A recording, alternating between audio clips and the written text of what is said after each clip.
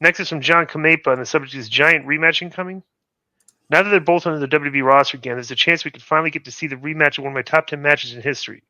Brock Lesnar versus CM Punk. My question is, how likely do you think this would be? Not to steal Ryback's gimmick, but CM Punk really is fragile Phil, and when you work Brock Lesnar, now more than ever, he's taking a ton of high-impact bumps, way more than he usually would. Wouldn't CM Punk just get injured all over again? Or should they just take the pain and think of all the money they make? They're not going to do that match. And it doesn't really make sense, you know?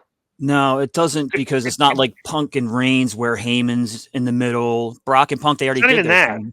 It's not even that. You had the, you don't have the,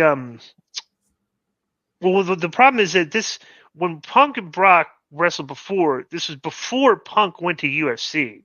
Right. So now the aura of two UFC guys competing against each other in the WWE ring after seeing what Punk did in the UFC, it's kind of like, why would you even go here? Because that's on the back of people's minds.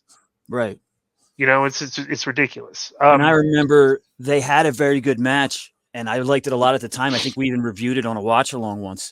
But if I rewatch it now, it looks silly to me because Punk, a lot of the match, right. Punk's on top a lot of the match because he's going to lose. So he's getting, but it doesn't look right anymore because, we know what the reality is. Right. I will say this though too. And the question is, he's taking a ton of high impact bumps, way more than usually would. Wouldn't CM Punk just get injured all over again? I don't think it could possibly be any worse because I'm a professional wrestler, and I'll tell you, what it's like to take these. It couldn't be any worse than taking 8 power bombs from Wardlow.